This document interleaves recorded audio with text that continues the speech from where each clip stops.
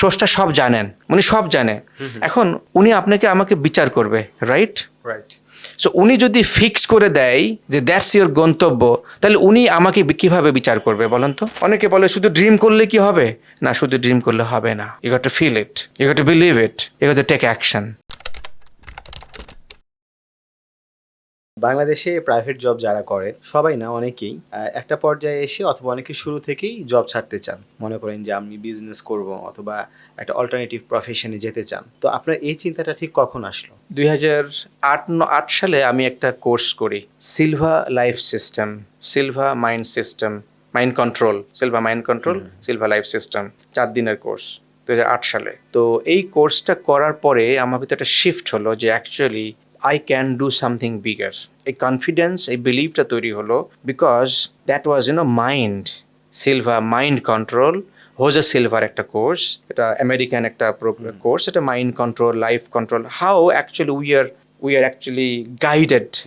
We are guided by our mind, our mind power. That is our center point. আমরা আমাদের সমস্ত চেতনা, সমস্ত শক্তি, সমস্ত inspiration pi from the power house, that is the mind. So mind আমাদেরকে শক্তি দেয়, mind আমাদেরকে সাহস যোগায়, আমাদেরকে আত্মবিশ্বাস দেয়, মাইন্ড আমাদেরকে ভয় দেয় যে তুমি কি পারবা, তুমি কি পারবা। আবার মাইন্ড বলে না, তুমি পারবা, করো, চেষ্টা করো। তো 4 দিনের ইন ডেপথ কোর্স যখন করলাম, আমার কাছে মনে হলো yes, I can do something bigger than আমি এখন যা করছি। আমার কাছে মনে হলো আমার কাছে সে একটা পোটেনশিয়ালিটি আছে যে না, আই ক্যান ডু, সম্ভাবনা। দেন সেখান থেকে আই কুড ফিগার আউট যে হোয়াট আই কুড ডু, তার মানে আমার ড্রিমটা কি হতে পারে। কারণ আমি যেটা করছি that is not my future goal, that is the current reality আমি এম ডুইং, বাট এটা আমার কিন্তু ফিউচার ইন্ডিকেট করে না ইন এ সেন্স যদি আমি ডিজাইন করতে পারি what I want to do. তারপরে I can create where in my mind, যেটাকে আমরা বলি visualization. It's not only thinking, visualize in your mind, color it, shape it, যেটাকে বলে যে it's a factory, আপনার সেখানে কালার লাগবে না, পেইন্টার লাগবে না, you are the painter and you paint the color you want to paint in your mind. So তার মানে আপনি, for an example, আপনি আজ থেকে 30 বছর পর, if I want to ask you 30 years from now, where do you want to see yourself? আপনার কোন ধরনের বাড়ি থাকবে, কোন ধরনের গাড়ি থাকবে, কোথায় আপনার অফিস থাকবে, what is your family, what is your health, where are you living, what is your overall lifestyle? You see, এই প্রশ্নগুলোর উত্তর যদি আপনি মনে তৈরি করতে পারেন এবং ডিটেইলে যেতে পারেন, যে ডিটেইল বলতে কি, আপনার বাসা মনে করেন এখন যেখানে আছে doesn't matter. If you want to think I am living in America or I am living in some island, in a very romantic environment beside the ocean, beside the mountain, a panoramic view, and if you really love that environment, you focus on that environment, you see that environment in your mind's eye, and then you feel that environment where? In your heart. So from the mind you push towards the center, is the heart. When you start feeling, you start believing. দেখেন, coming back to example, যে দেখেন রিলেশনশিপটা কিন্তু কোথায় হয়, if I want to ask you, প্রথমে তো আমার একটা ভিজুয়াল চিন্তা করতে হয় মনের মধ্যে, দেন কানেক্ট, দেন আমরা হার্ট টু হার্ট ফিল করি, রাইট? আমরা কিন্তু কোলাকুলি করি দের সময়, রাইট? আমরা নিকটজনকে কিন্তু ফিল করি, হাগিং। মাইন্ড হলো, আমরা অনেকে ভাবি যে মাথা, ধরে নিই মাইন্ড ইজ আওয়ার ব্রেইন, ধরে নিই, but mind is not the brain. আমরা কখনো কি মাথা দিয়ে কোলাকুলি করি? We don't. আমরা কিন্তু হার্টে কোলাকুলি করি। তার মানে heart is the centre point. So you got to feel. সো কাউকে যদি আপনি ভালোবাসেন বা কাউকে ভালোবাসা নেন, it's a feeling, you receive and you transcend exactly the same thing. You feel your future, what you want to have, that's you create from here and then again you transfer to your heart, right? ওই যে কাউকে ভালোবাসতে হলে you think in your mind who that person is and start feel inside your heart, right? So same thing, what you want to create, you see that in your mind and feel that in your heart. ভবিষ্যৎ যখন আপনি feel করতে পারবেন, you're one step ahead to your destination. এই ফিলিংটা তৈরি করার পরে you start believing, না, okay, this is real, this is something I can do. রিলেশনশিপে or everything, এভাবে কিন্তু হয় না, I feel for you, let's do something, friend হোক, লাভ অ্যাফেয়ার হোক, সন্তান হোক, the same thing, then you start believing, now something happening, now career হোক, রিলেশনশিপ হোক, future হোক, the same thing, so believing. When you believe, then the next magic happens, you take action.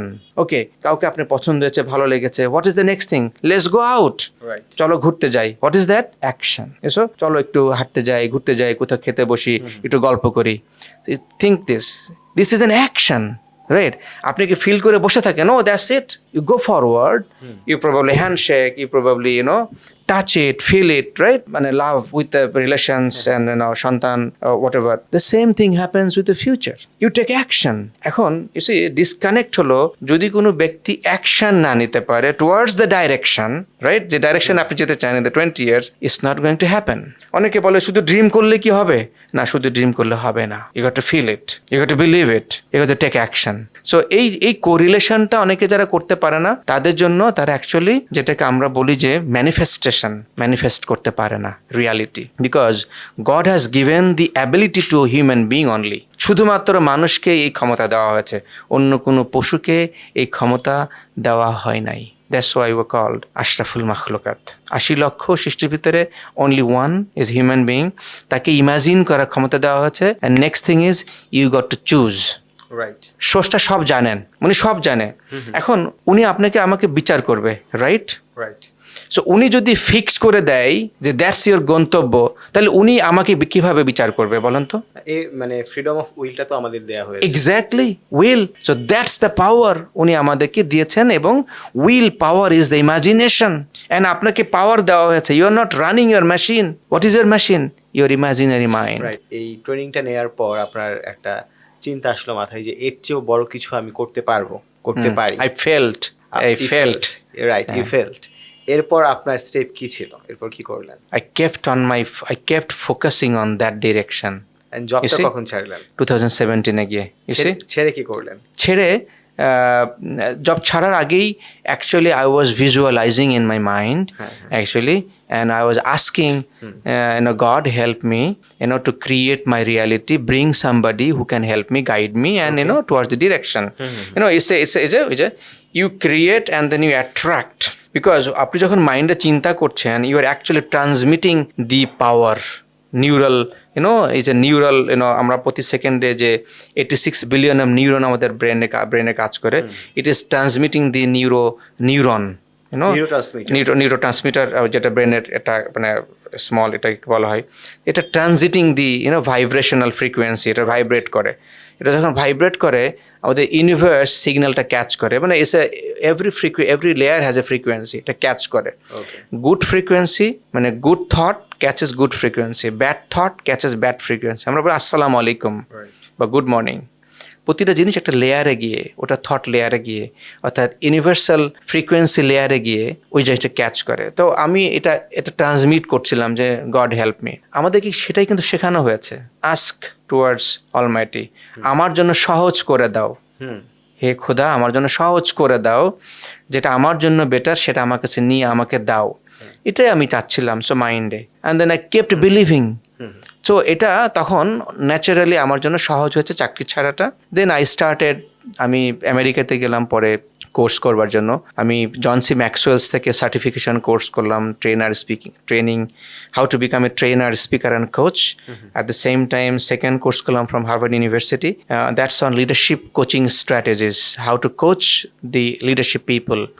And then the third course was professional business coaching, actually how to become a business coach and how you coach a business owner, business people to actually to achieve that business goal. So এই তিনটা জিনিস করলাম। দেন পরবর্তীতে আমি আবার ইউকেতে গেলাম, that's on leadership প্রোগ্রামে।